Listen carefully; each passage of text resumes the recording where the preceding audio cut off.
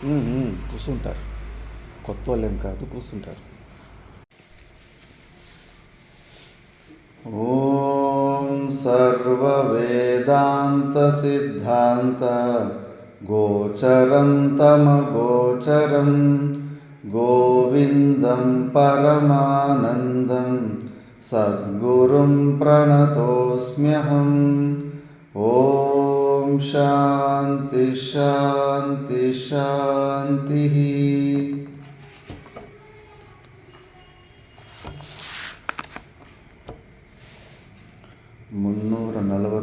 332ರಿಂದ 342.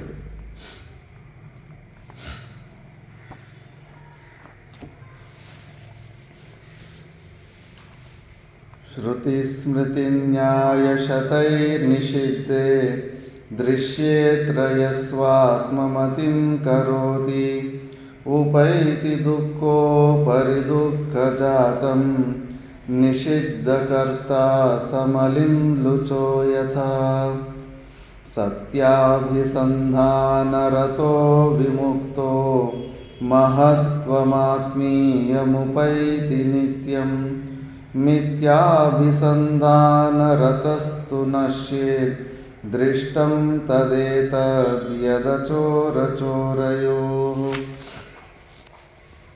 यतिरसदनुसन्धिं बन्धहेतुं विहाय स्वयमयमहमस्मीत्यात्मदृष्टैव तिष्ठेत्. सुखयति ननु निष्ठा ब्रह्मणि स्वानुभूत्या हरति परमविद्या कार्यदुःखं प्रतीतं. बाह्याभिसन्धिः परिवर्धयेत् फलं दुर्वासनामेव ततस्ततोऽधिकां. ज्ञात्वा विवेकैः परिरेत्य बाह्यं स्वात्मानुसन्धिं विदधीत नित्यम्. बाह्ये निरुद्धे मनसा प्रसन्नता मनःप्रसादे परमात्मदर्शनं. तस्मिन् सुदृष्टे भवबन्धनाशः बहिर्निरोधः पदवी विमुक्तेः. कः पण्डितः सन् सद्विवेकी श्रुतिप्रमाणः परमार्थदर्शी जानन् हि कुर्यादसतोऽवलम्बं स्वपातहेतो शिशुवन्मुमुक्षुः. देहादिसंसक्तिमतो न मुक्तिः मुक्तस्य देहाद्यभिमत्यभावः. सुप्तस्य नो जागरणं न जाग्रतः स्वप्नस्तयोर्भिन्नगुणाश्रयत्वात्. अन्तर्बहिस्वं स्थिरजङ्गमेषु ज्ञानात्मनाधारतया विलोक्य त्यक्ताखिलोपाधिरखण्डरूपः पूर्णात्मनाय स्थित एष मुक्तः. सर्वात्मना बन्धविमुक्तिहेतुः सर्वात्मभावान्न परोऽस्ति कश्चित्. दृश्याग्रहे सत्युपपद्यते सौ सर्वात्मभावोऽस्य सदात्मनिष्ठया. दृश्यस्याग्रहणं कथं नु घटते देहात्मना तिष्ठतो बाह्यार्थानुभवप्रसक्तमनसा तत्तत्क्रियां कुर्वतः. सन्न्यस्ताखिलधर्मकर्मविषयैः नित्यात्मनिष्ठापरैः तत्त्वज्ञैकरणीयमात्मनि सदा नन्देच्छुभिर्यत्नतः. साम्यात्मसिद्धये भिक्षोः कृतश्रवणकर्मणः समाधिं विदधात्येषा शान्तोदान्त इति श्रुतिः. వివేక చూడామణిలో మనము ధ్యాసన శ్లోకాల క్రమంలో మనోనాశ వాసనాక్షయ శ్లోకాల గురించి విచారణ చేస్తుంటే 3 విషయాలు లాస్ట్ మూమెంట్లో కొద్దిగా విచారణ చేసిన తర్వాత 3 మాత్రం ప్రబలంగా ఉంటాయి. పూర్వజన్మలో ఏదో ఒకటి సుఖాన్ని అనుభవించుంటాం. అనుభవించిన అనుభూతి మనలో మిగిలిపోయి ఉంటుంది. దాన్నే సంస్కార రూపంలో, దాన్నే వాసనలు అంటారు. అందుకే పుట్టిన ప్రతి ఒక్కడు కూడా, ఒకడు డాక్టర్ కావాలనుకుంటాడు, ఒకడు ఇంజనీర్ కావాలనుకుంటాడు. ఒక్కొనికి ఒక్కో ప్రకారమైన కోరిక ఎందుకు వస్తుందంటే, ఒకే ఇంట్లో పుట్టింటారు, ఒక్కొక్కరికి ఒక్కొక్కలాగా మెంటాలిటీ ఉంటుంది, స్వభావాలు ఉంటాయి. పూర్వజన్మలో చేసుకున్నవి. పూర్వజన్మలో వాళ్ళు అలాంటి డాక్టర్ పని ఏదో పని చేసి ఉంటారు. ఆ వాసనలు, ఆ అలవాట్లు ఈ జన్మలో కూడా వాళ్ళకి అటువైపే మనసు ఎక్కువపోతూ ఉంటుంది. కాబట్టి అలాంటివి ఎన్నో అలవాట్లు మనకి వాసనాల రూపంలో ఉంటాయి. ఆ వాసనాల ప్రభావం వల్ల దానికి అనుకూలమైన విషయాల గురించి ఆలోచన చేస్తూ ఉంటాం. ఆ విషయాల గురించి ఆలోచన చేస్తే ఆ విషయాలని పొందాలని మళ్ళీ క్రియలు స్టార్ట్ అయిపోతాయి. ఇంకొకసారి క్రియలు స్టార్ట్ అయిపోయినాయంటే కనుక చెట్టు ఒకే ఒక విత్తనం ద్వారా మరి చెట్టు తిప్పి ఒకసారి పెద్ద చెట్టు అయిపోయింది అనుకో, క్రియలు చేసి మళ్ళా మస్తు విత్తనాలు రెడీ అయిపోతాయి. మళ్ళీ సంసారం అట్లాగే మళ్ళా పుట్టి మళ్ళా సచ్చి జనన మరణ చక్రాల్లోనే ఇరుక్కుపోతూ ఉంటాము. అందుకే ఈ మూడిటిని, పూర్వజన్మ వాసనలను, ఆ వాసన నుంచి మనకు వచ్చే విషయ చింతనలను, ఆ విషయ చింతనల వల్ల ఆ విషయాల్ని పొందాలనే క్రియలు, ఇవి 3 తగ్గించుకోవాలి. ఇప్పుడు పువ్వు మనది, చెట్టు మనదనే భావం వచ్చిందా లేదా? మన ఆశ్రమము, నా చెట్టు, దాన్ని నేను తప్పితే వేరేవాడు తెంపుకోకూడదనే భావం వచ్చిందా లేదా? కాదు, ఆలోచన చేయి. ఇది విచారం. ఇది అహం మమ భావాలు మనం అనుకుంటా ఉంటాం, నా దగ్గర ఏం లేదు మోహం అని. అవి ప్రాక్టికల్గా వచ్చినప్పుడు తెలుస్తుంది. మన దగ్గర ఉన్న ఒక పంచికి ఒకరోజు కనిపించకుండా పోతే తిక్కలేసేస్తుంది మనకు. ఎక్కడ బా ఎవరు తీసుకుండ్రి, దానివల్ల వాడు తీసుకొని పారేసిండా, వీడు తీసుకొని పారేసిండా, అట్లా ఇట్లా అని చెప్పేసి ఎన్ని ప్రకారాలు మనసు ఆలోచన కల్పనలో విక్షేప శక్తి చేసేస్తుందో. ఎంత నిశ్చలంగా ఉండాలి. మన చేతులు కత్తిరించుకొని పోతేనే సైలెంట్గా ఉండాలి. ఇంకా పువ్వు ఎంతాయా, చెట్టు ఎంతాయా, ఎంత కూల్గా ఉండాలి, ఎంత రిలాక్స్గా ఉండాలి. ఇవన్నీ కర్తవ్యాలు చేస్తూ ఉండాలి. ఇప్పుడు నేను చెప్పాను కదా, నువ్వు చెప్పిందే, కానీ మాకేం బాధ లేదు. పువ్వే కదా, ఏమన్నా సత్యమైన పువ్వు ఇది. మిథ్య, జగత్తే మిథ్య అయినప్పుడు పువ్వు ఎట్లా సత్యమైపోతుంది? ఈశ్వరుడే తీసుకున్నాడు. ఆ పాప రూపం లోపల లేడేంటి నారాయణ భగవానుడు. ఇంకా శుద్ధంగా ఉన్నాడు. పెద్దవాళ్ళ మనసు లోపలన్నా చిన్నపిల్లల లోపల పరమాత్ముడు చాలా శుద్ధంగా ఉంటాడు. ఆ పరమాత్ముడే తీసుకున్నాడు పువ్వు.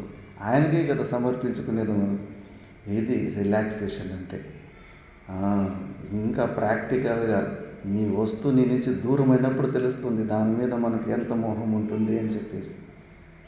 అన్నీ ఇట్లా మారిపోవాలి మనం. అట్లుంటే శాంతి ఉంటుంది. లేదంటే కదా 10 మంది వచ్చి 10 సార్లు ఇట్లా పుల్లు తెప్పుకుంటే ఒకరోజు మనశ్శాంతి పటాస్. ఆ 10 మంది గురించి కోపం తెచ్చుకొని, దానివల్ల టెన్షన్ తెచ్చుకొని అశాంతికి గురి అయిపోతూ ఉంటాం. అట్లా కాదు, అది కాదు జ్ఞానం ఫలం. ఎట్లుండాలి, ఎంత శాంతంగా ఉండాలి. ప్రపంచం ప్రళయమైనా కూడా మనం కదలకూడదు. మా తాత గురువుల గురువు 5వ తరం ఉత్తరకాశీలో షూలి బీమారి అని ఒకటి వస్తుంది. విపరీతమైన నొప్పులు, అది నరాలన్నీ బిగిసినట్టుగా విపరీతమైన నొప్పి వస్తూ ఉంటుంది. ఆ నొప్పిని వచ్చినప్పుడు కొద్దిగా అరుస్తారు, ఊ అని అరుస్తుంటారు. శిష్యునికి గురువులు ఉన్న స్థితి తెలియదు. ఆ గురువు తెలియకపోతే కానీ, అయ్యో గురుగారు మీకు చాలా బాధ అయినట్టుంది అని పాపం దుఃఖంతో ఏడ్చుకుంటాడు శిష్యుడు కూడా. నేనేమో చేయలేకపోతున్నాను, మీకు పాపం ఎంత నొప్పేస్తూ ఉందో ఏమో అని. అప్పుడు ఆ గురువులు ఓరిపించోడా, ఈ నొప్పికి ఇట్లా అయిపోతే ఎట్లా నువ్వు? నాలో ఎన్నోసార్లు ఈ సృష్టి పుట్టింది, ప్రళయం అయిపోయింది, అప్పుడే ఏమీ బెదరలేదు. ఈ చిన్న నొప్పికి బెదరుతున్నాను అనుకుంటున్నావా? నీ కంటికి ఆ క్రియలు కనిపిస్తున్నాయి. ఆ అరచేవాన్ని కూడా నేను సాక్షిభావంలో చూస్తున్నాను. అయ్యో పొట్టలు పట్టుకొని అరుస్తున్నాడు కదా, నీకు కనిపిస్తున్నాడు కదా, గురువు శరీరము అట్లా అరుస్తూ ఉంది, నొప్పి ఏడుస్తుంది, దాన్ని కూడా నేను సాక్షిభావంలో చూస్తున్నానని. అప్పుడు ఒక దృష్టాంతం చెప్తాడంట. ఇదే ముసలమ్మది. ముసలమ్మ జన్న తోట కాసుకుంటా ఉంటుందంట. పక్షులు వస్తే కానీ ఒక చిన్న డబ్బా పెట్టుకొని సౌండ్ చేసేసరికి పక్షులన్నీ వెళ్ళిపోతూ ఉంటాయి. అదే జొన్న తోటకి వంట మెయిన్కి వస్తుందంట. వంట మెయిన్కి వస్తే అప్పుడు ఆ డబ్బా సౌండ్ డబ్బా అని కొడుతుందంట. ఆ ఒంటి చెప్తుందంట, ఓరే ముసలిదానా, నేను నన్ను వాడతారు, యుద్ధాలకు వాడినప్పుడు నా మీద పెద్ద పెద్ద డ్రమ్ములు, నగాడాలు, అంటే యుద్ధం స్టార్ట్ కాకముందు డోళ్ళు గీళ్ళు అంది కొట్టి రోషం తెప్పిస్తారు. ఆ ఏనుగులకి కానీ పశువులకు కానీ సైనికులకు కానీ మంచి వాద్యాలు డమడమ అని కొడితే కన్నా ఫుల్ రోషం వచ్చేస్తుంది. బురదలో ఇరుక్కుపోయిన ఏనుగు కూడా నువ్వు లాగితే రాదంట. ఆ మంచి వాద్యాలు డ్రమ్ములు అవి మంచిగా కట్టేస్తే దాని లోపల రోషం వచ్చేసి తానంతకన్నా బయటకు వచ్చేస్తుందంట. అట్లా యుద్ధాలకు ముందు నగాడాలు అవన్నీ వాయిస్తారు. అంత పెద్ద ఘోరమైన యుద్ధంలోనే ఎన్ని నగడాలు, కొన్ని లక్షల నగడాలు వాయిస్తారు. ఆ సౌండ్కి నేను బెదురుకోలేదు, నీ డబ్బా సౌండ్కి నేను బెదురుకొని వెళ్ళిపోతానా అని అందంట. అట్లా జ్ఞానులైన వాళ్ళలో ఈ స్వరూపంలో ఎన్నో సృష్టిలు ప్రళయాలు చూసి ఉంటారు. లోమర్ష మహర్షి కొత్త కథ విన్నే ఉండవు కదా, ఒక ఇంటికి రాలిపోతే ఒక బ్రహ్మే మారిపోతున్నాడు. ఎన్ని చూసింటాడు ఆయన సృష్టిలు, ఎన్ని ప్రళయాలు చూసింటాడు. దానికే బెదురుకోలేదు. ఆ తొక్కలో ఈ ప్రపంచంలోని ఏదో ఒక చిన్న వస్తువు ఏదో మన నుంచి దూరమైందంటే మన తల విడుక్కుంటాం. ఎంత నిశ్చలంగా ఉండాలి, ఎంత ఆ సత్యత్వ బుద్ధిని సంపుకోవాలి. శాంతి శాంతి శాంతి అని ప్రతి ఒక్క శాంతి మంత్రంలోనే చెప్తా ఉంటాం. ఏది ఉండదు, మన ఏ వస్తువులో కూడా మనం విలువ పెంచుకోవద్దు. లేకపోతే ప్రతి ఒక్క వస్తువు మనం డిస్టర్బ్ చేస్తుంది. ఏ వస్తువులు నాది, నేను నాది అని ఎక్కడెక్కడ ఉందో ఆటలాడిచ్చేస్తాయి. నువ్వు మళ్ళీ ఆ జీవన్ముక్తి ఆనందం మాత్రం పొందలేవు. రేపు ఎవరికి తెలుసు అన్నీ మనం గట్టిగా పట్టుకున్న వస్తువులు మన దగ్గర ఉంటాయని. ఎప్పుడు ఏదైనా కావచ్చు, ఆ వస్తువులు మన నుంచి దూరం అయినప్పుడు మనం ఎట్లుంటాం, అప్పుడు మన జ్ఞానం ఏది, మనం చేసిన సాధన ఏమి అని మనకు అర్థమైపోతూ ఉంటుంది. అందుకే సత్యత్వ బుద్ధి పోవాలంటే కనుక ఫస్ట్ ఈ 3 పనులు ఆపుకోవాలి. ఉదయమే లాస్ట్ శ్లోకం సమాధి అభ్యాసాలు చేసుకోవాలి. విన్న తర్వాత కూరంత విని అన్నమంతా ఆచరించాలంటారు. మనము మన నిధిధ్యాసనం తర్వాత ఒక్కొక్కటే బయటకు చూడద్దు. బయటకు చూస్తే విక్షేపం వచ్చేస్తుంది. ప్రతి ఒక్క వస్తువులో కూడా మనకి తాదాత్మ్యం ఉంటుంది. దాన్ని ఎవరు ముట్టుకొని, చెప్పాను కదా, ఇంటికి అద్దెకు వచ్చిన వాడు ఫోటోలు కొట్టాలంటే ఇష్టం వచ్చిన చోట రంధ్రాలు పెట్టి మొలలు ధన అని కొట్టేస్తాడు. అదే ఈ పైన కిందింట్లో ఓనర్ ఉంటే వాడి గుండు మీద మొలలు కొట్టినట్లు ఉంటుంది. ఎందుకు వాడికి నొప్పి, పైన నొప్పి ఎందుకు లేదు? పైనకి అది నాది అన్న భావన లేదు. ఇంతే సీక్రెట్. నాది అన్న భావన ఎక్కడన్నా ఉందంటే ఆ వస్తువు ఏదైనా హెచ్చు తక్కువైందా, నీ నుంచి కొద్దిగా దూరమైందా, అయిపోయి మనశ్శాంతి పటాష్. దాన్ని పరమాత్ముడు ఆ అహమ్మమ భావాలనే తొలగించుకో అంటున్నాడు. నీకు దుఃఖాన్ని ఇస్తూ ఉండేది అవే జడమైన వస్తువులు. వీటికి దుఃఖాన్ని ఇచ్చే సామర్థ్యం లేదు. మైక్ కానీ, ఇవి కానీ, టేబుల్ కానీ. ఇప్పుడు పువ్వు వచ్చి మనల్ని కరిచిందా, పువ్వు వచ్చి మనల్ని కొట్టిందా, మనకు క్రోధం వచ్చిందా లేదా? పువ్వు మీద ఉన్న మమభావమే కదా. ఇది తెలుసుకోవాలి, ఈ సత్యాన్ని తెలుసుకోవాలి. ఆ వస్తువులలో విన్న విలువ రసం ఎప్పటి వరకు పోదో మనల్ని ఎవరైనా ఆటాడిస్తారు. అందరి చేతిలో మన జుట్టు ఉన్నట్టే. అందుకే ఇప్పుడు తత్ర యుక్తి మాహ, మరి అలాంటి గొప్ప స్థితిని బాహ్య వృత్తులు బయటికి పోకుండా లోపల అంతర్ముఖి అయిపోయి రేపు మన సమాధి స్థితిలో మంచిగా కూర్చో ఉంటాం. ఎదురుగా పూల చెట్టు ఉంటుంది. ఇలాంటి చిన్నపిల్లడు వచ్చి ఆ పువ్వు తెంపితే కన్నా ఏమి కష్టపడి 20-30 సంవత్సరాలు కష్టపడి చేసుకున్న సాధన అంతా ఒక పువ్వు నినిదే అందులో నుంచి భ్రష్టం చేస్తుంది. నీకు పైనుంచి అప్సరసలు రావాల్సిన అవసరం లేదు, ఇంద్రదేవతల నుంచి డిస్టర్బ్ చేయాల్సిన అవసరం లేదు. ఒక పువ్వే నిన్ను లేపేస్తుంది నీ తపస్సు నుంచి. ఆలోచించాలి. ఒక్క వస్తువు కూడా మనకు విలువ ఉండద్దు. ఏ వస్తువులో కూడా విలువ ఉందంటే కానీ ఆట ఆడిచ్చేస్తుంది. మరి అలాంటి గొప్ప స్థితి పొందాలంటే కానీ ఎలా చేయాలని ఇప్పుడు స్టెప్పులు చూపిస్తున్నారు. ఆరూఢ శక్తే రహమో వినాశ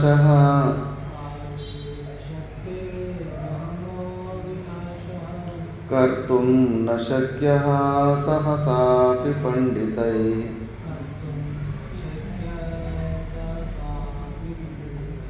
ये निर्विकल्पाख्य समाधि निश्चला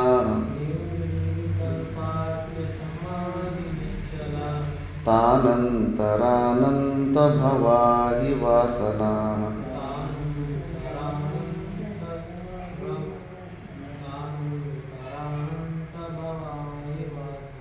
आरूढ़ शक्तेरहमो विनाशः कर्तुं न शक्यः सहसापि पंडितैः। ये निर्विकल्पाख्य समाधि निश्चला तानन्तरानंत भवा हि वासनाः।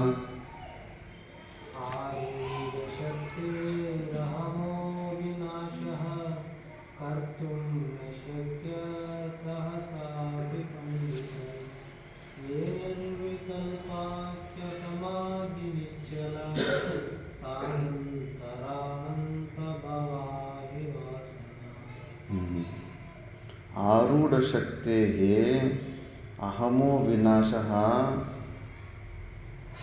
पंडितैः अन्यः कर्तुं न शक्यः सहसापि పండితైః శక్యః. అంటే నువ్వు బయట విషయాలలో ఉన్న మోహాన్ని తెంపుకొని నీ లోపలున్న అహంభావాన్ని చంపుకోవడానికి కేవలం ఒక పండితుడు అంటే ఒక సాధన చేసిన ఒక ముముక్షునే తప్ప మిగతా వాళ్ళకి కర్తుం నా శక్య, మిగతా వాళ్ళు చేయలేరు. ఏ నిర్వికల్పాఖ్య పండితై, పండితుడు అంటే కేవలం శాస్త్రజ్ఞానం ఉన్నోడు కాదు. నిర్వికల్పాఖ్య సమాధి నిశ్చలాహ తానంతరాంత భావాహి, వాసనాల్ని తొలగించుకోవాలి. అహమాది వాసనాలని తొలగించుకోవాలంటే కన్నా కేవలం ఆ నిర్వికల్పాఖ్య సమాధి అలవాటులు చేసుకుంటేనే మనకు దాన్ని తొలగించుకోగలము. ఎందుకంటే సవికల్ప సమాధిలో కొన్ని దోషాలు చూపిస్తారు. జ్ఞాత్రాదిభావం ఉత్సృజ్య జ్ఞేయమాత్ర స్థితిర్దృఢ మనసో నిర్వికల్పక స్యాత్. జ్ఞాత్ర జ్ఞానము, జ్ఞేయం అంటే త్రిపుటి ఉంటుంది. సవికల్ప జ్ఞానంలో ఎప్పుడే కానీ మనం బయట విషయాలను చూస్తూ ఉన్నప్పుడు ప్రతి ఒక్క జ్ఞానంలో కూడా 3 ఉంటాయి. ఇప్పుడు ఈ మైకును చూస్తున్నాను, మైకు జ్ఞేయం అంటారు, తెలుసుకోదగినది అని.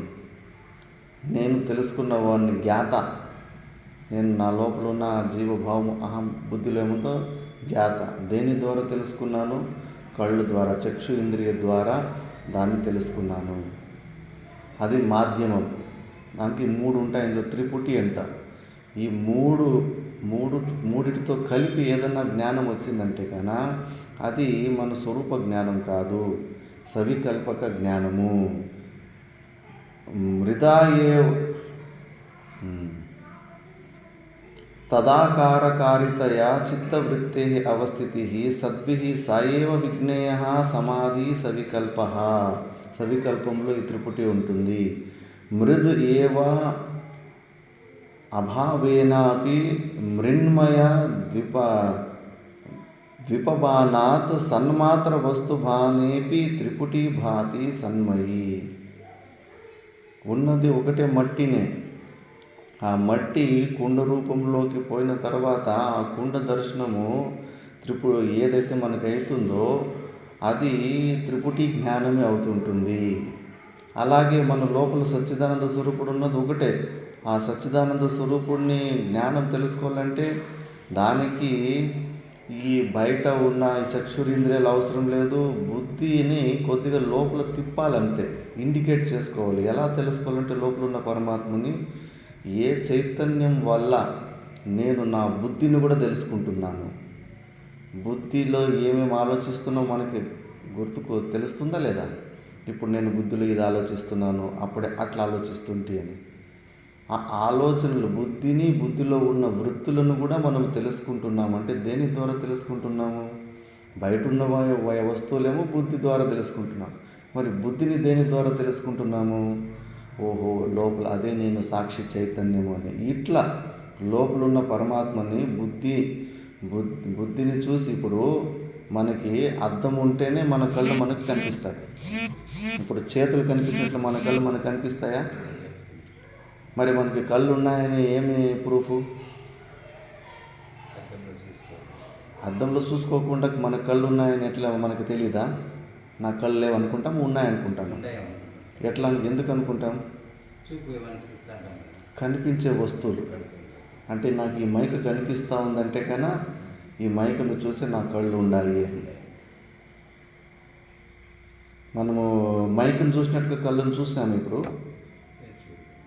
అయినా కూడా కళ్ళున్నాయనే జ్ఞానాన్ని పొందినామా లేదా? ఇట్లా మనలో ఉన్న పరమాత్మను తెలుసుకునేది ఇట్లా, మైకును తెలుసుకున్నట్టుగా కాదు. మన కళ్ళు ఉన్నాయనే విషయాన్ని తెలుసుకున్నామా లేదా? ఇప్పుడు మైకు జ్ఞానం అవుతా ఉందంటే కన్నా నా కళ్ళు ఉన్నాయి అని. అలాగే బుద్ధిలో ఉన్న వృత్తుల జ్ఞానం అవుతా ఉంది అంటే కన్నా దాని వెనకాల సాక్షి చైతన్యము, అదే నేను అని. ఇట్లా దీన్ని లక్షితార్థం అంటారు. లక్ష్యం ద్వారా తెలుసుకోవడము. ఓహో అదే నేనున్నాను, అక్కడ నిలబడడం లేదు, పుసుక్కని ఇట్లా జీవభావానికి వచ్చేస్తున్నాను, అదే పొరపాటు. ఆ స్థితిలో నిలవాలంటే నువ్వు ఫస్ట్ బయట ఈ మిథ్యా జగత్తులో ఇన్వాల్వ్ అవ్వడం వదిలిపెట్టేయాలి. ఆ ఇన్వాల్వ్ అవుతూ ఉంటే కనుక బయట ఉన్న వస్తువులతోటి సంబంధాలు పెట్టుకున్నా ఉంటే కనుక మళ్ళీ నేను లాక్కొచ్చేస్తాయి. ఈ మాయకంత శక్తి ఉంటుంది. అందుకే కొన్ని రోజులు ఆ నిర్వికల్పక సమాధి స్థితి అభ్యాసం చేసుకుంటే కానీ నీకు ఈ ప్రపంచము సత్యత్వ బుద్ధి అనే భూతం నిన్ను వదిలిపెట్టదు. పెద్ద పెద్ద ఫిలాసఫర్లు విదేశాలు చెప్పారు, we are haunted by this world అని. ఈ ప్రపంచ సత్యత్వ బుద్ధి నుంచి మనము భూతాలు పట్టుకున్నట్టుగా అవి పట్టుకున్నాయి, వాటి ద్వారా మనము బలి అయిపోయాము. ఆ భూతాన్ని తొలగించుకోవడం చాలా కష్టము. మరి దాని గురించి ఎక్కువ ఆలోచించకుండా మినిమం ఇంటరాక్షన్ చేస్తూ ఉండాలి. ఆ మినిమం ఇంటరాక్షన్ చేస్తూ ఉంటే కన్నా చూస్తూ ఉండాలి వస్తువులలో ఏమైనా నాకేమైనా ఇదాన్ని. సాక్రటీస్ అనే ఒక మహానుభావుడు విండో షాపింగ్కి వెళ్ళేవాడంట. ఇంకా ఈ ప్రపంచంలో కొద్దిగా మార్కెట్ అవన్నీ తిరిగి చూద్దామని. ఇంకా నాకు ఏదన్నా కొనాలని అనిపిస్తుందా లేదా, ఏదన్నా విషయం మీద మనసు పోతుందా లేదా అని. మనదట్లుందా? ఊరికి ఎక్కడో ఏదో పని మీద పోతే ఆ రోజు ఏమి కొనాలని మనసులో అనుకో కూడా ఉండము, కానీ రోడ్లో అవి ఇవి ఏదో కనిపించేసరికి టక్క నీవు 4-5 వస్తువులన్నా కొనేసింట. ఇది మన వీక్నెస్.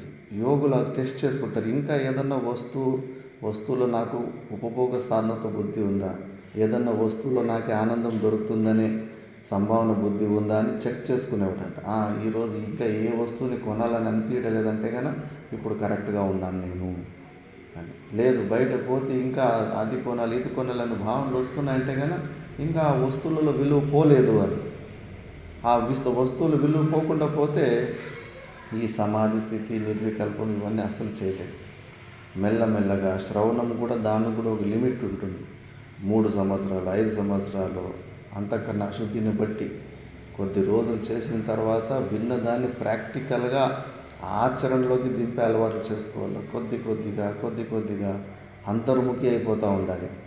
ఈ శాస్త్రాన్ని బాగా కంటిన్యూస్గా విచారణ చేస్తే అది ఫలాలు చూపిస్తుంది. మనము గ్యాప్లు ఇచ్చిపెట్టేస్తాం. ఇప్పుడు 1 గంట సేపు, ఉదయం 1 గంట సేపు, మధ్యలో ఉన్న గ్యాప్లో మనసు ఫుల్ ఫ్రీగా దానికి ఇష్టం వచ్చింది ఆలోచన చేసుకుంటూ ఉంటుంది. ఆ వేడి తగ్గిపోతుంది. ఇప్పుడు ఎవరన్నా కానీ ముందు అది కట్టెలు రుద్దుకొని అగ్గి తెప్పించేవాళ్ళంట. కొన్ని కట్టెలు 2 నిమిషాలు గట్టిగా ఉచ్చేస్తేనే అందులో మంటలు వచ్చేదంట. అది దానికి చిడిపేడు అంటారు అక్కడ హిమాలయాలు. భలే తొందరగా అగ్గి పట్టేసుకుంటుంది. దాన్ని కొద్దిగా కాసేపు ఇట్లా రుద్దుతూ ఉంటే కానీ 2 చెక్కలు తీసుకొని కరెక్ట్గా ఒక 2 నిమిషాలు పరపర రుద్దుతూ ఉంటే టక్కని అక్కడే మంట వచ్చేస్తుంది, నిప్పులు వచ్చేస్తుంది దాన్ని రుద్దుతూ ఉంటే. ఇంకోటి ఒక కట్టికి చిన్న రంధ్రం పెడతారు. ఈ మజ్జిగ చిలుకుతాం కదా, అట్లా పైనుంచి ఒకటి ఆ కట్టెల్లోనే అట్లా డిజైన్ చేసి ఉంటారు. ఇంకా చేతితో రుద్దితే కానీ చేతికి నొప్పి వస్తుంది. దానికి తాడు కట్టుకొని మజ్జిగ చిలికినట్టు ఇటు ఇటు తిప్పుతూ ఉంటే కానీ కింద అది కూడా తిప్పిన తర్వాత అక్కడే పౌడర్ వస్తుంది కదా, 2 కట్టెలు రుద్దుకున్నప్పుడు అక్కడే ధూళి లాంటిది వస్తుంటుంది. ఆ ధూళికే నిప్పులాగా అంటుకునేస్తుంది. అక్కడ పత్తి అలాంటిది పక్కన పెట్టుకుంటారు. దాన్ని ఆ పత్తి మీద వేసేసరికి టక్ అన్నది అగ్గిలాగా తయారవుతుంది. అగ్గిపెట్టి లేనప్పుడంతా ఇట్లే చేసుకునేవాళ్ళు. ఇప్పుడు అలాంటి అరణి మంతనంలో 1 నిమిషము ప్రయత్నం చేసి ఇందులో అగ్గి వస్తలేదు, మళ్ళీ గ్యాప్ ఇడిచిపెట్టేసి మళ్ళీ కాసేపు మళ్ళీ 1 నిమిషం ట్రై చేస్తే కొన్నిసార్లు కొన్ని గంటలు 4 నిమిషాలు రుద్దాల్సి ఉంటుంది. 4 నిమిషాలు కంటిన్యూస్గా రుద్దుతూ ఉంటే అప్పుడు అది వేడెక్కుతుంది. ఇప్పుడు కార్పెంటరీ పని చేస్తారు కదా, వాళ్ళ దగ్గర కూడా బాడ్స్ అవన్నీ ఉంటాయి. వాళ్ళ దగ్గర కూడా కిటికీలకి రంధ్రాలు పెట్టేట్టు ఉంటాయి. ఆ రంధ్రాలు పెట్టేదాన్ని వాళ్ళు తిప్పినప్పుడు ఆ ఇనుపు ఉంటుంది కదా, ఇనుపును పట్టుకుంటే బొబ్బలు వస్తాయి. వేడి తిప్పి అంత వేడి వచ్చి ఉంటుంది. ఇంకా ఆ వేడిలో 2 కట్టెలు తిప్పుతూ ఉంటే కన్నా అందుకే అట్లా మంట వచ్చేస్తుంటుంది. కానీ కేవలం ఒక్కొక్క నిమిషము, ఇప్పుడు 1 నిమిషం చేసి మళ్ళీ గ్యాప్ మళ్ళీ అది చల్లబడిపోతుంది, మళ్ళీ ఇంకో నిమిషం చేయి. అట్లా నువ్వు పొగలంతా 10 సంవత్సరాలు చేసినప్పుడు నీకు అక్కడ మంట రాదు. శ్రవణం కూడా అంతే, గ్యాపులు ఇప్పుడు కాసేపు ఈ గంట సేపు మాత్రమే పరమాత్మను చింతన చేసి మళ్ళీ పొగలంతా ఫుల్ గ్యాప్ వదిలేస్తే అది చల్లబడిపోతుంది. ఈ వివేక చూడమని దీనికి కింద టీకా రాశారు కదా, చంద్రశేఖర భారతీ స్వాములు అని. ఇప్పుడున్న శృంగేరి పీఠాధిపతులు వాళ్ళు 4వ తరం ఆయన. అప్పుడు స్వతంత్రము రాకముందు నుంచి ఉన్నాడు ఆయన.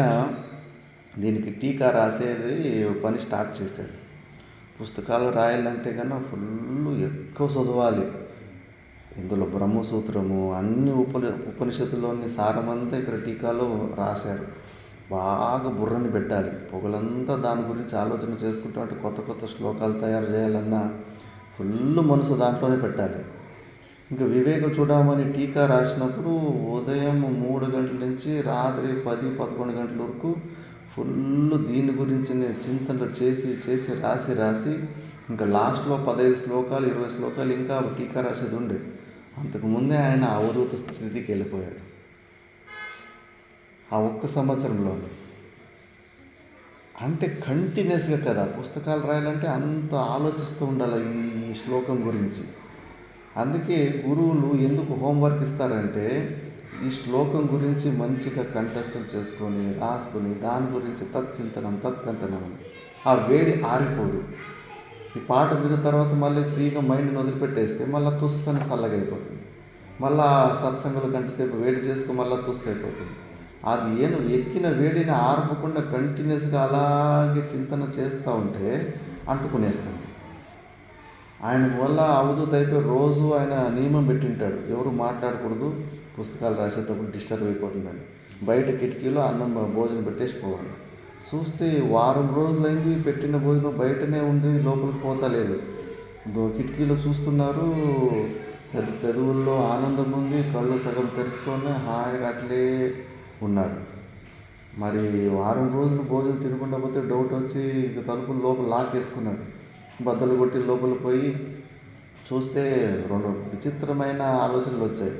అయ్యో ఎక్కువ బుర్రను వాడడం వల్ల షాక్ ఏమైనా తగిలిందేమో, నరాలు ఏమైనా షిట్లిపోయినాయేమో అని కొంతమంది లేదు, ఏదో గొప్ప స్థితిలో ఉన్నాడు, పెదవుల్లో ఆనందం కనిపిస్తూ ఉంది, లోపల స్వరూపాన్ని అనుభవిస్తాను కొంతమంది. అయినా కూడా ఇంక పిచ్చోళ్ళు ఉంటారు కదా, హాస్పిటల్కి తీసుకుపోదామని మైసూర్ మెంటల్ హాస్పిటల్కి తీసుకెళ్ళారు. ఆ మెంటల్ హాస్పిటల్లో వాళ్ళు కొన్ని టెస్టింగ్ మెషిన్లు అవి ఉంటాయి. అవి ఏ మెషిన్లు వేసినా మెంటల్ వ్యక్తికి ఉన్న లక్షణాలు ఏమీ కనిపిస్తాయి. అన్ని నాడులు రక్త చలనం అన్నీ కరెక్ట్గా జరుగుతున్నాయి. ఆయన మాత్రం నార్మల్ వ్యక్తిగా లేడు. అసలు బట్టలు కూడా వేసుకుని దిగంబరం అయిపోయాడు. బట్టలు కూడా వేసుకుంటాడు, తిండి కూడా తింటలేడు. 3 సంవత్సరాలు అలాంటి స్థితిలో ఉన్నాడు. ఇంకా అయిపోయింది, ఈయనకు బ్రెయిన్ షిట్లిపోయింది ఇంకా అని చెప్పేసి చాలామంది అనుకున్నారు. మళ్ళీ 3 సంవత్సరాల తర్వాత సహజ సమాధి స్థితికి వచ్చిన తర్వాత త్రికాల జ్ఞాని, 1000 జన్మాల కింద ఎవరు ఏమైనారని అంత మొత్తం తెలిసేది, భవిష్యత్తులో ఏమవుతుందని మొత్తం చెప్పేసేవాడు. ఎవడు ఎలాంటి కర్మలు ఏమి అని మొత్తం అవధూతులు అయిపోతే ఇంక సిద్ధులు వచ్చేస్తాయి. అప్పుడు అన్నాడు, నన్ను పిచ్చి పట్టిందని చెప్పేసి హాస్పిటల్కి చేర్పిస్తారు కదా మీరంతా అని. తెలియక ఇంకా మళ్ళీ ఎన్నో మహిమలు జరిగినాయి. ఇందులో సారం ఏంటంటే, మనం విచారణ అనే అగ్గిని చల్లార్చుకుంటున్నాం.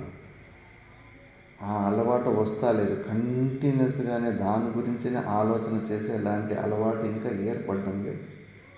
అందుకే ఉత్తర భారతంలో 4 పాఠాలు పెట్టుకుంటారు, 4 క్లాసులు. రోజుకి 4 సార్లు 4 గంటలు వింటే కన్నా మళ్ళీ దాన్ని ఊరికి ఇట్లా పురాణం చెప్పినట్టు చెప్పరు. మళ్ళీ నెక్స్ట్ పాఠంలో ఇప్పుడు చెప్పిన శ్లోకాలు విద్యార్థులు కంఠస్థం చేసుకొని అప్పచెప్పాలి. రేపటి నుంచి కంఠస్థం చేస్తావా? అట్లా ఆ భయానికన్నా వాళ్ళు మళ్ళీ రూముకి తీసుకువెళ్ళి దాన్ని కంఠస్థం చేసుకునేవాళ్ళు. అబ్బో, గురుగారు అడుగుతారు చెప్పాలి అని చెప్పేసి ఇంకా కంఠస్థం చేసుకోవడం వల్ల మళ్ళీ ఊరికి కంఠస్థం కాదు, అర్థం చెప్పాలి. చెప్పు ఈ శ్లోకం అర్థం ఏంటి అని. అంతసేపు వాడు మళ్ళీ రూమ్లో పోయి దాని గురించిన ఆలోచన చేస్తాడు, వేరే దానికి అవకాశం లేదు. కాబట్టి అట్లా సాధన జరుగుతుంది. మనసుతోటి యుద్ధాలు ఇట్లా చేసుకోవాలి. ఇలా కొన్ని రోజులు చేసుకుంటే మనసు ప్రపంచాన్ని మర్చిపోయి ఆ పరమాత్మని గురించినే ఎక్కువ కంటిన్యూస్గా చింత చేసే అలవాట్లు నేర్చుకుంటుంది. అలా మనం నేర్పుకుంటూ పోతే కానీ అరణ్యమంతం లాగానే కొద్ది ప్రయత్నాలు ఎంత చేసినా కూడా అది ఏమీ అనిపించదు. నాలో ఏమి మార్పులే రాలేదు, ఏమి అనుభూతులు రాలేదనే ఫీలింగ్లోనే ఉంటాను. అందుకే ఆ స్టెప్పులు నల్లి ఉంటుంది. నిర్వికల్పాఖ్య సమాధి నిశ్చలాహ. ఆ అలవాటు, నేను సమాధి అభ్యాసాలు చేసుకోవాలి. అప్పుడు విన్నాను సంశయాలు నివృత్తి అయినాయి. ఆ సంశయాలు నివృత్తి అయిన తర్వాత ఇంకా మెల్లమెల్లగా నేను ఇంకా సమాధి అలవాట్లు చేసుకోవాలి. మంచిగా పద్మాసనం, ఏదో ఒకటి సుఖం స్థిరం ఆసనం అని మంచిగా కూర్చొని ఎంతసేపు నేను బయట ప్రపంచానికి కనిపించకుండా నా కర్తవ్యం నేను చేసుకొని సైలెంట్గా. కొంతమంది అయితే 11 సంవత్సరాలు నేను మౌనం పాటిస్తానని ప్రతిజ్ఞలు చేసుకుంటారు. ఎందుకంటే ఆ ప్రతిజ్ఞలు చేసుకోకపోతే ఏదో ఒకటి మాట్లాడేసి అనవసరంగా ప్రపంచంలో ఇన్వాల్వ్ అయిపోతూ ఉంటారు. కావాల్సి కన్నా 11 సంవత్సరాలు నేను మౌనంగా ఉంటానని వాళ్ళే స్వయంగా నియమాలు వేసుకుంటారు. ఆ నియమానికి కట్టుబడి ఒక ఇంద్రియాన్ని, నోరు అనే ఇంద్రియాన్ని బంద్ చేసుకుంటారు. ఇంకా ఎక్కువ మ్యాక్సిమం కూడా అంతే. కళ్ళు ద్వారా బయట ప్రపంచాన్ని మళ్ళీ కొత్త విషయాలు చూసి లోపలికి కొత్త సంస్కారాలు వేసుకోరు. చాలు, చూసిన ప్రపంచం చాలు, ఇంకేమీ లేదు. ఎక్కడ పైన పంచభూతాల నుంచి ఉత్పన్నమైన వస్తువులే, అదే మన్ను, అదే చెట్లు, అదే తిండి, అంతా ఇదే ఉంది అని చెప్పేసి మ్యాక్సిమం లోపల అంతర్ముఖి అవ్వడానికి. ఎందుకు అవి ఇవి చూసి ఏం ప్రయోజనం? అదేదో చూస్తే కనుక పుస్తకాల్లో ఉన్న ఏదైనా పారాయణ భగవద్గీత శ్లోకాలు చూద్దాం అని చెప్పేసి కళ్ళ ద్వారా కూడా అవి ఇవి చూడటము ఏకాంతవాసానికి చేసుకుంటారు అంతిమ సమయం. దానికి సపరేట్ బిల్డింగే ఉంటుంది. అలాంటి సైలెంట్గా వండుకొని విరక్తి కుట్టియాలని చెప్పేసి కేవలం ఇలాంటి అభ్యాసాలకే ఉంటాయి, ఉత్తర భారతంలో ఉంటాయి. ఇట్లా మెల్లమెల్లగా అంతర్ముఖి అయ్యే సమాధి అలవాట్లు. నేను సమాధి స్థితిని నిర్వికల్ప సమాధి అభ్యాసం, దాన్ని అవిచార సమాధి అని. కాశీలో లేదు. కాశీలో అలాంటి ఎక్కడో మరి నేనైతే చూడలేదు. కాశీలకు అడుగు పెట్టడానికి జాగా లేదు. నీకు అంత అలవాటు అన్ని ఏర్పాట్లు చేసి ఇవ్వరు. ఎవరైనా ఒకవేళ ఉంటే కానీ పుణ్యాత్ములు కానీ అక్కడ ఏదో ఒక ఫిట్టింగ్ పెట్టింటారు, పొమ్మని లేక పొగబెడతారు. అని చెప్పకుండానే అలాంటి పనులు చేస్తారు. నువ్వు వదిలిపెట్టి రావాల్సి వస్తుంది. అలాంటివి ఉంటాయి. ఇంకా పంజాబ్లో ఒకటి ఉంది, మధ్యప్రదేశ్లో బడవా అని ఒక ప్లేస్ ఉంది, అక్కడ ఒకటి ఉంది. మళ్ళీ అక్కడే రేవా ఖండం అని అక్కడే మధ్యప్రదేశ్లో ఒక 3-4 ప్లేస్లు విరక్తి కుటియాలు ఉన్నాయి. అక్కడ ఇప్పుడు కూడా నడుస్తుంది. మా గురుగారు కూడా ఫస్ట్ ఈ ఆశ్రమాల మఠాలు ఏమీ లేకుండా బ్రహ్మచర్య అవస్థలోనే ఎంత మౌనంగా మంచి యోగ సాధనలు చేసుకుంటూ ఉన్నారు. కాకపోతే ప్రారంభము అట్లా ఉండాలనుకున్న వాళ్ళకేమో ప్రారంభం, వాళ్ళు ఇంకా గురుగారు ఆజ్ఞ వల్ల అది స్వీకరించాల్సి వస్తుంది. అవకాశం ఉన్న వాళ్ళేమో అది కూర్చోలేకపోతారు. ఇది మాయ ఆడే ఆటలు ఇట్లుంటాయి. అది అలవాటు ఉండాలి. దానికి అవిచార సమాధి, ఏ విచారం లేకుండా సైలెంట్గా ఉండే అలవాటులు. అది మెల్లమెల్లగా రోజుకి తగ్గించుకుంటూ ఉండాలి. చెప్పారు కదా, క్రియలు కూడా అనవసరమైన క్రియలు కూడా తగ్గించుకుంటూ ఉండాలి. నువ్వు బయట క్రియలే చేస్తున్నావంటే కన్నా నువ్వు లోపల నేను ఈ శరీరం అనే భావన లేకుండానే చేతులు కాలాడతాయా?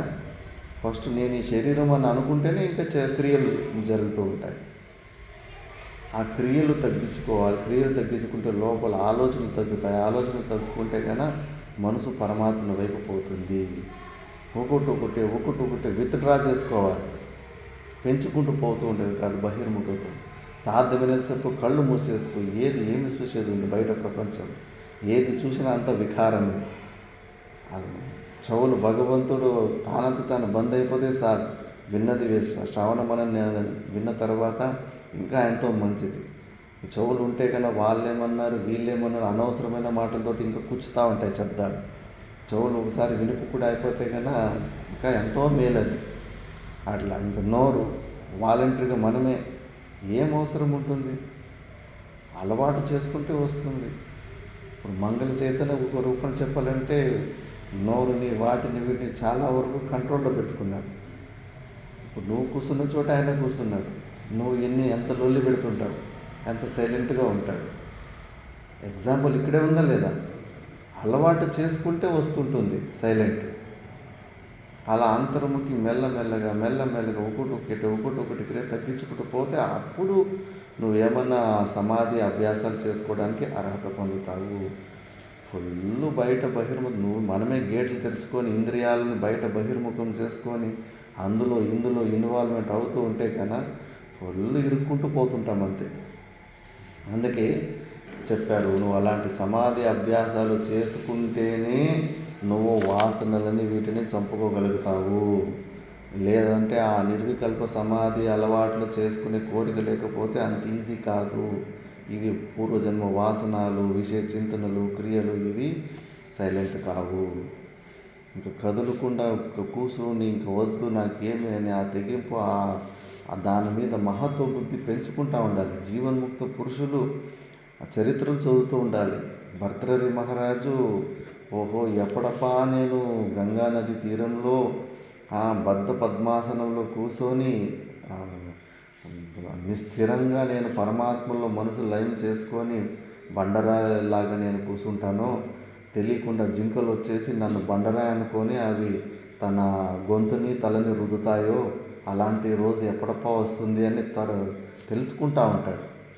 అట్లా అలాంటి మా స్థితి గురించి, ఆ నిర్వికల్ప సమాధి స్థితి గురించి మహత్వ బుద్ధిని పెంచుకుంటూ ఉంటే మనం కూడా దాన్ని పొందాలని అటువైపు దానికి కూర్చోవలసిన అవసరమైన సాధనల గురించి మనకు మార్గం వస్తూ ఉంటుంది. కూర్చోవాలని ఆ కోరికే లేకపోతే కన్నా దాని గురించి సాధనల గురించి ఎందుకు తెలుసుకుంటాం? అందుకే ఈ సవికల్ప సమాధిలో త్రిపుటి ఉంటుంది కాబట్టి ఈ వాసనలను మనము చంపుకోవడానికి చాలా కష్టం ఉంటుంది. సహజ సమాధి స్థితి ఏమంటామో, ఒకసారి ఆ నిర్వికల్ప సమాధి స్థితిలో కొన్ని సంవత్సరాలు ఉండి మళ్ళా ఒకవేళ ఇంకా ఈ శరీరంలో ప్రారంభం ఏదైనా ఉంది అన్నప్పుడు వాళ్ళు సహజ స్థితిలో ఉంటారు. వాళ్ళు చేతులు కాలు ఆడిస్తున్నా అంతా అంటకుండా వాళ్ళకి ఆ సామర్థ్యం ఉంటుంది. మనకు కేవలం ఆ సహజ సమాధి స్థితి, ఆ నిర్వికల్ప సమాధి స్థితి పొందకుండానే స్టార్టింగ్లోనే రావాలంటే కన్నా పడిపోతూ ఉంటాము. ప్రతి ఒక్క వస్తువు కూడా మనసు లాగేస్తూ ఉంటుంది, నొప్పి అవుతుంది, దుఃఖం వస్తూ ఉంటుంది. మనది అనుకున్న వస్తువు మన నుంచి దూరం అయినప్పుడు దుఃఖమే వస్తూ ఉంటుంది. అంటే అహమ్మమ భావాలు కూడా దృఢంగా ఉంటాయి. అందుకే నిర్వికల్ప సమాధి స్థితిని అనుభవించాలి అనే కోరిక పుట్టాలి. మళ్ళీ దానికి స్టెప్పులు ఉన్నాయి. జ్ఞాత్రాది భావం ఉత్సృజ్య జ్ఞేయమాత్ర స్థితి దృఢ. ఈ త్రిపుటిని జ్ఞాత్రాది భావం అన్ని వదిలిపెట్టేసి మన జ్ఞానం ఎలాంటిదంటే శుద్ధ జ్ఞానం. జ్ఞానంలో శుద్ధము అశుద్ధము ఏంటంటే ఈ మొబైల్ జ్ఞానము, మైక్ జ్ఞానము, ఈ జ్ఞానాలలో ఈ త్రిపుటి ఉంటుంది. కానీ మన స్వరూప జ్ఞానంలో ఆత్మను తెలుసుకున్నవాడు ఆత్మ తెలుసుకునే ప్రమేయము కాదు, దాన్ని తెలుసుకోవడానికి ఏమి మాధ్యం కూడా లేదు. ఈ త్రిపుటి ఉండదు, కేవలం లక్షితమవుతూ ఉంటుంది. బుద్ధి వృత్తులను కూడా నేను తెలుసుకునే ఆ సాక్షి చైతన్యాన్ని ఒక స్ఫురణ ఉంటుందంటే త్రిపుటి ఉండదు. కాబట్టి అలాంటి జ్ఞానం మనది శుద్ధ జ్ఞానం, త్రిపుటి జ్ఞానం కాదు. మనసో నిర్వికల్ప స్యాత్ సమాధిర్ యోగ సంహిత. మనసు నిర్వికల్పం కావాలి. మళ్ళీ జలే నిక్షిప్త లవణం జలమాత్రతయా స్థితం. నీళ్ళల్లో వేసిన ఉప్పు నీళ్ళులాగా ఎలా అయిపోతుందో ఆ పరమాత్మని వైపు తిరిగిన మనసు బుద్ధులు సాక్షాత్ పరమాత్మ స్వరూపంలాగానే అయిపోతాయి. మనసు చూడండి, ఏదన్నా మనం చూసే సినిమాల్లో ఏదన్నా మంచి ఇండియా పాకిస్తాన్ యుద్ధమున్న లాంటి సినిమాలు చూస్తే కన్నా మనకు కూడా తెలియకుండా మన మనసులో రోషం వచ్చేసి ఉంటుంది, కోపం వచ్చేసి ఉంటుంది వాళ్ళ మీద. అంటే మనసుని మనం ఎలాంటి వస్తువుల మీద పెడతామో అలాగే అది మారిపోతూ ఉంటుంది. అలాగే ఆ మనసుని మనం సచ్చిదానంద స్వరూపం మీద పెడితే గాన తప్పకుండా అది కూడా ఆ సచ్చిదానంద స్వరూపం లాగానే ఆ ఉప్పు నీళ్ళలో కరిగిపోయినట్టు ఇది కూడా కరిగిపోతుంది. పృథంగ్నాభాతి క్వింత్వం ఏకమేవావ భాసతే. మన స్వరూప జ్ఞానం వచ్చినప్పుడు ఈ మైకు జ్ఞానం లాగా ఉండదు, అప్పుడు చెప్పడం ఉండదు, వ్యక్తం కూడా చేసుకోలేడు, ఒకే వస్తువులాగా అయిపోతుంది. రామకృష్ణ పరమహంసుల స్వామీజీ ఆ సమాధి స్థితి కొద్దిగా ఎట్లుంటుంది దాని గురించి చెప్పండి అని చెప్పే ప్రయత్నం చేసినప్పుడంతా స్వయంగా ఆయన సమాధి స్థితికి వెళ్ళిపోయి సైలెంట్ అయిపోయాడు, కానీ దాని గురించి చెప్పలేకపోయాడు. మూగువాడు బెల్లం నాకినట్టు. మూగువాడు బెల్లం నాకితే కానీ వేరేవాడికి ఎట్లా చెప్తాడో తీయగా ఉంది చెప్పగలడా? దాన్ని అనుభవిస్తాడా లేదా? ఆ తీపిని అంతే, దాన్ని కేవలం అనుభవిస్తాడు కానీ వాడు ఇంకోటి చెప్పలేడు. ఈ ఆత్మానుభూతి కూడా అంతే. దాన్ని ఆ మనసు అందులో లయమైపోయి స్వరూపంలో అనుభవం అంతే, కానీ దాన్ని వ్యక్తం చేసుకోలేము. వ్యక్తం చేసుకున్నప్పుడు మనసు బుద్ధులు ఇవన్నీ సెట్ వచ్చేస్తాయి. అప్పుడు ఎంత వ్యక్తం చేసినా అది అప్పు తీసుకున్న జ్ఞానమే. అది అనుభూతి మాత్రం ఎవడికి వాడు చేసుకోవాల్సింది, దాన్ని ఆ సమయంలో వ్యక్తం చేసుకోలేము మనం. అలాగా పృథంగ్నాభాతి క్వింత్వం ఏకమేవావభాసతే యథా తథైవ సా వృత్తి బ్రహ్మమాత్రతయా స్థిత పృథంగ్నాభాతి బ్రహ్మ ఏవ అద్వితీయం అవభాసతే. కేవలం బ్రహ్మ మాత్రమే అప్పుడు ఉంటాడు, వేరేది ఏమి భాన ఉండదు, కేవలం చిత్ స్ఫురణం అంతే. అది మన నిజమైన స్వరూపము. సుషుప్తి అవస్థలు ఎట్లుంటుంది? అప్పుడు ఏమన్నా మనసు బుద్ధులు లేవు కదా. మనసు బుద్ధులు లేనప్పుడు కూడా గాఢ సుషుప్తిలో మనం ఉన్నాం.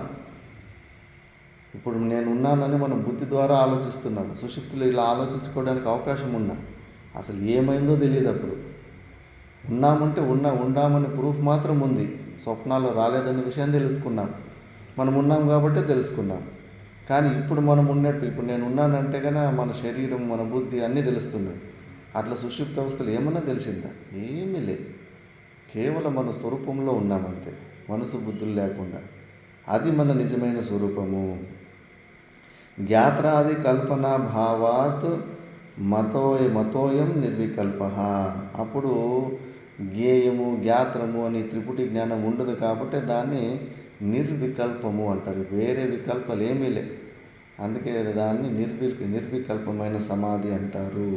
అలాంటి స్థితిని పొందాలని కోరిక పుట్టాలి. ఆ కోరిక పుట్టాలంటే పుణ్యం బాగా చేసుకో ఉండాలి. ఎంత ఎక్కువ పుణ్యం ఉన్న వాళ్ళకి భగవంతుడి కృప ద్వారా అలాంటి పెద్ద పదవి మీద కోరిక పుడుతుంది. కోరిక పుట్టినప్పుడు దాని మీద మహత్వ బుద్ధి పెరుగుతుంటుంది. దేని గురించి మనం ఎక్కువ ఇంట్రెస్ట్ చూపించి మనము మహత్వ బుద్ధి పెంచుకుంటామో ఏదో ఒకరోజు మనం అదే అవుతాం. ఈరోజు ఎవరో ఒకడు ఎమ్మెల్యే అవుతున్నాడు, సీఎం అవుతుంటే వాళ్ళకి ఆ పదవిల మీద మహత్వ బుద్ధి ఉంది. అందుకే దానికోసం చాలా కష్టాలు పడి అన్ని ప్రయత్నాలు చేసుకున్నారు. మనకు అంతే, దీని మీద మన సచ్చిదానంద పరమాత్మ మీద మహత్వ బుద్ధి ఉంటే దాన్ని పొందాలని ఎక్కువ మహత్వ బుద్ధి దానికి ఇస్తాము. ప్రపంచం మీద మహత్వం ఉంటే కన్నా ఇటు తిరుగుతూ ఉంటాం. ఎంత అని చూస్తాము. యయాతి కథను మనము గుర్తు తెచ్చుకోవాలి. ఎన్ని ఇంద్రియాలకు ఎన్ని ఇస్తాడు. కొడుకు యవ్వనాన్ని కూడా 1000 సంవత్సరాలు తీసుకొని అనుభవిస్తాడు. మళ్ళీ తెలిసిపోతుంది, ఓహో ఈ ఇంద్రియాలకి మండుతున్న అగ్గిలో నెయ్యి పోసినట్టే, దీనికి ఎంత అడిగినవి ఎన్ని ఇచ్చినా కూడా ఎప్పటికీ తృప్తి పడదు. ఇప్పుడు కూడా మనం ఎన్ని ప్లేసులు చూసినాం, ఏమన్నా సంతృష్టి పడిందా? మహాదేవమ్మ శ్రీశైలం ఎన్నిసార్లు చూసింటావు? ఒక 100 కన్నా ఎక్కువే ఉంటాయి. పోనీ మనసు సరేలే ఇంకా చాలనేమన్నా చెప్తుందా? చెప్పదు, ఇంకా చూడాలనిపిస్తూ ఉంటుంది. ఇంద్రియాల తత్వమే అట్లా. ఎన్నిసార్లను చూస్తాము, చూసిందాన్ని ఎన్నిసార్లను చూస్తుంటాము. ఆ యయాతికి విసుగు వచ్చేసి ఈ భూలోకంలో అయితే సుఖం లేదని చెప్పేసి స్వర్గానికి పోతాడు.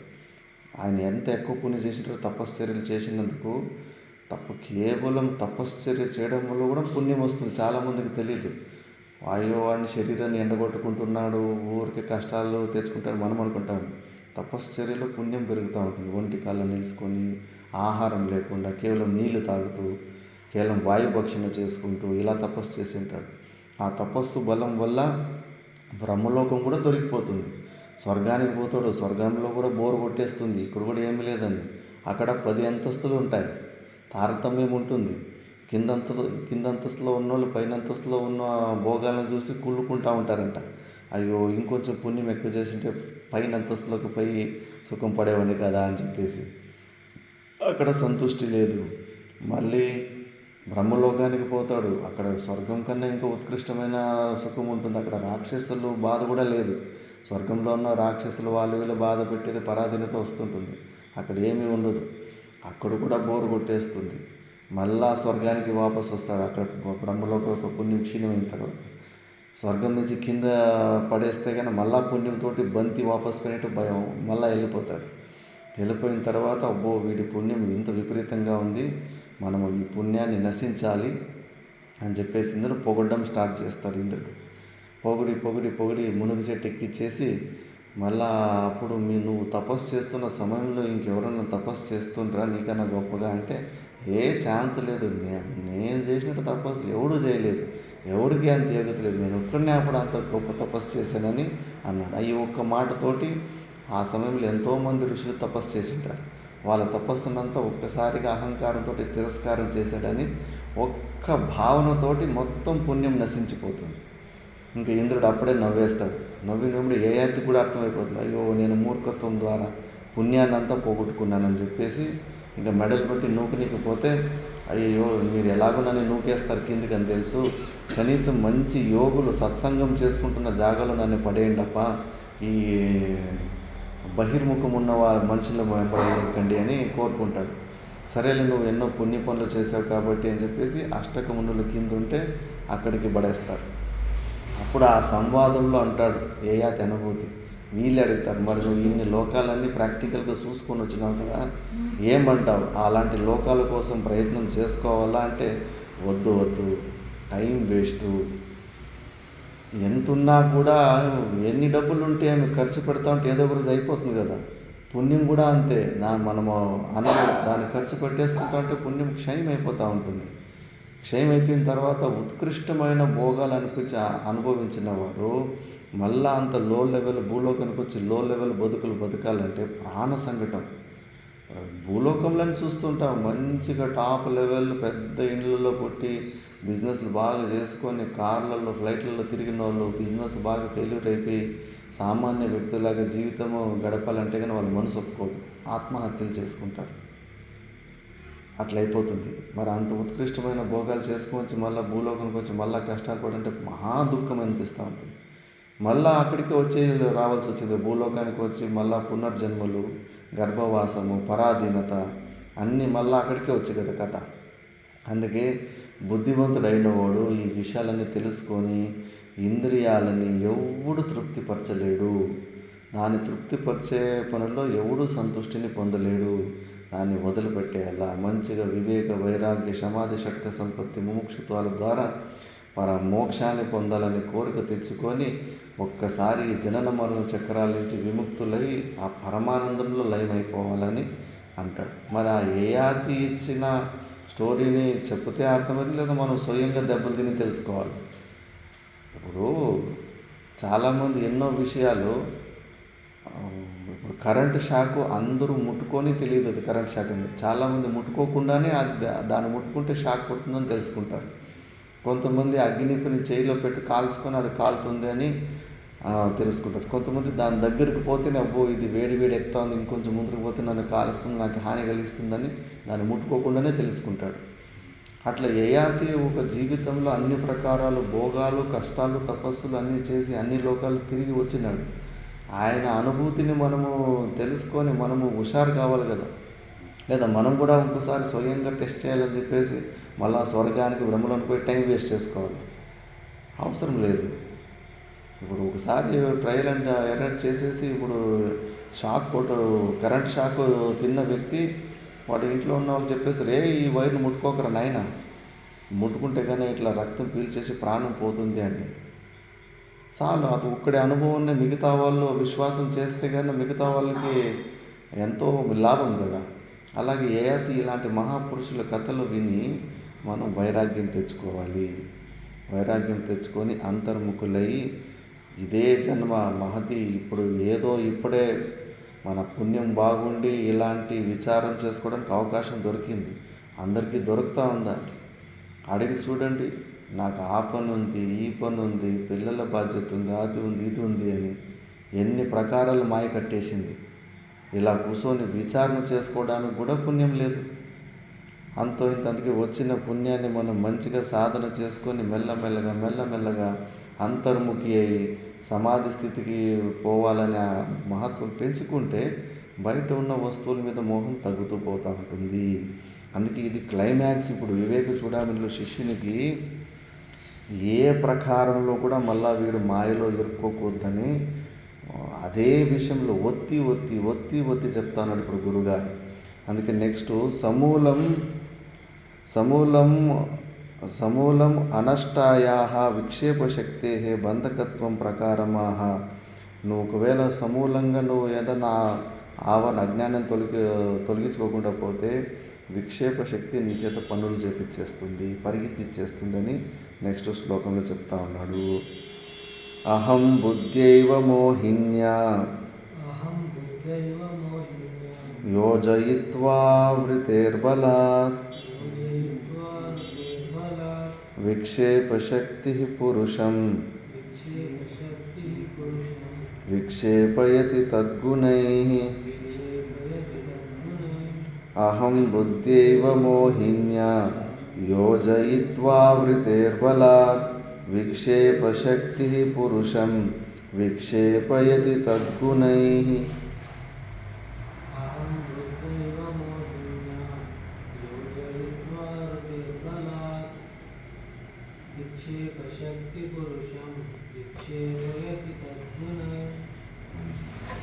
ఇంతకుముందు కూడా పాకుర ఎగ్జాంపుల్ ఇచ్చి చెప్పారు.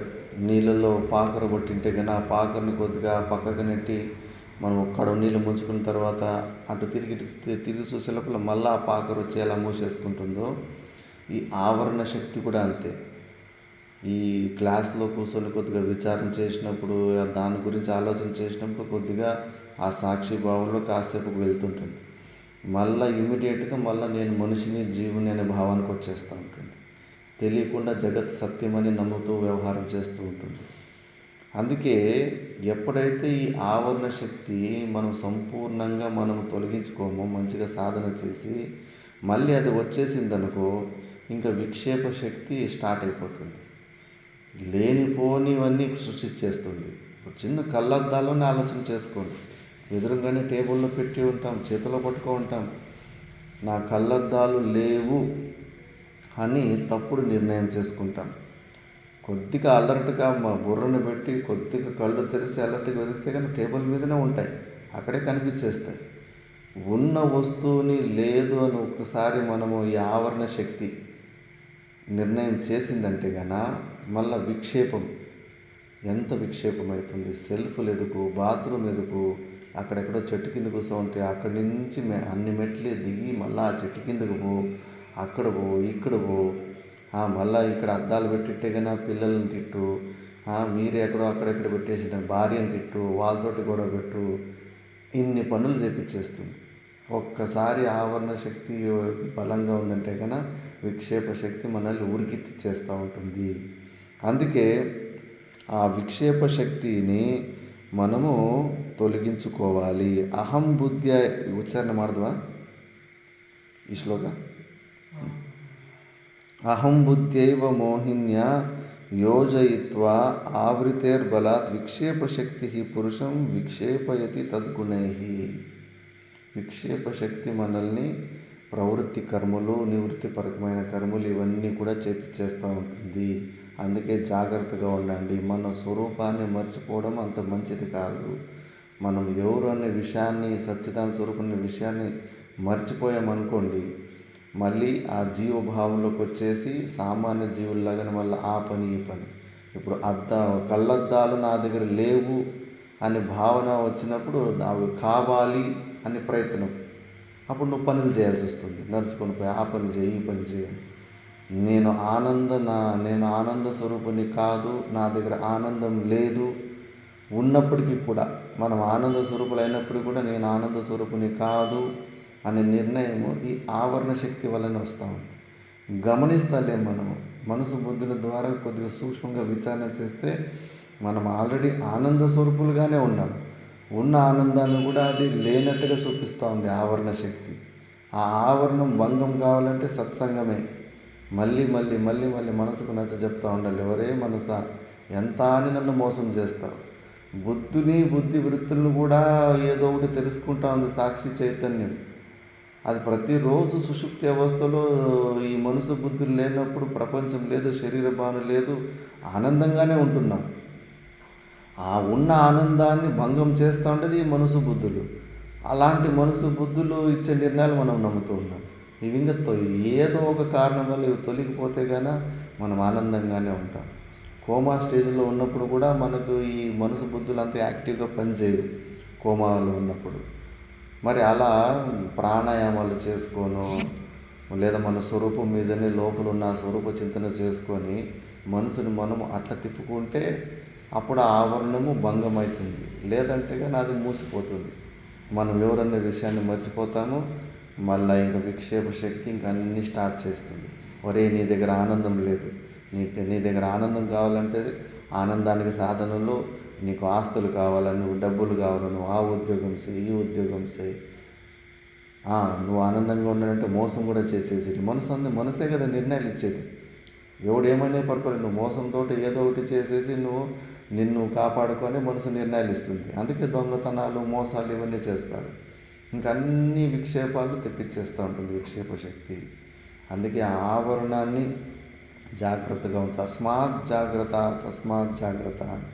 దక్షిణామూర్తి ఫోటో ఒకటి తెప్పించి పెట్టుకోవాలి. ఆ ఫోటోలోనే కాళ్ళ కిందకి వేసి తొక్కేసి ఉంటాడు ఆ మతిమరుపుని, అపస్మారుడు అని. మనం కూడా అపస్మారుడే ముంచుతా ఉన్నాడు ప్రతి క్షణం. మనం ఎవరనే విషయాన్ని మర్చిపోయేటట్టు చేస్తూ ఉన్నాడు అపస్మారుడు. మర్చిపోతే విక్షేప శక్తి ఇంకా ఆటలు చెప్పించేస్తుంది. ఆ విక్షేప శక్తి ఏమేం పనులు చేస్తుందని నెక్స్ట్ శ్లోకాలు చెప్తున్నారు. అది నెక్స్ట్ క్లాస్లో మనము విచారణ చేద్దాం.